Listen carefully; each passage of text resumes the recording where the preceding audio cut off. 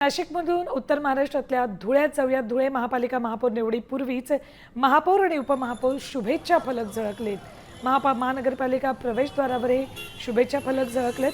धुळे महापालिकेत 74 पैकी 50 जागा भाजपने जिंकल्यामुळे भाजपचाच महापौर होणार हे जवळपास निश्चित झालेले असताना राष्ट्रवादी अजित पवार पक्ष आणि शिंदे सेनेच्या वतीने देखील महापौर आणि उपमहापौर पदासाठी उमेदवारी अर्ज देण्यात आले होते, त्यामुळे संभ्रम कायम आहे।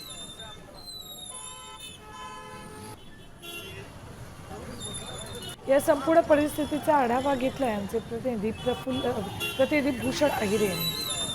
महानगरपालिकेच्या निवडणुका पार पडल्यानंतर आज महापौर निवड प्रक्रिया पार पडणार आहे आणि या निवड प्रक्रियेपूर्वीच आपण जर बघितलं तर धुळे महानगरपालिकेच्या प्रवेशद्वारावर महापौर आणि उपमहापौर पदाच्या उमेदवारांचे शुभेच्छा देणारे फलक या ठिकाणी झळकल्याचे बघायला मिळत आहे। भाजपचे मायादेवी परदेशी आणि प्रफुल्ल पाटील यांना उपमहापौर पदाच्या शुभेच्छा दिल्या असल्याचं आपल्याला या फलकांद्वारे बघायला मिळत आहे।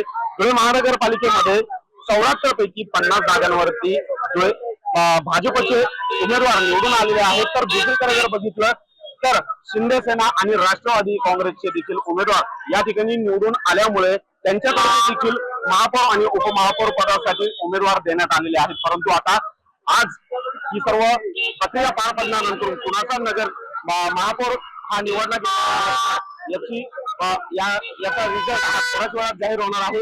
परंतु आता शिंदे सेना आणि राष्ट्रवादी तर्फे देण्यात आलेल्या उमेदवाराची खेळी नेमकी काय हे होणाऱ्या निवड प्रक्रिये दरम्यान स्पष्ट होणार आहे। भूषण आहे, आमचे न्यूज।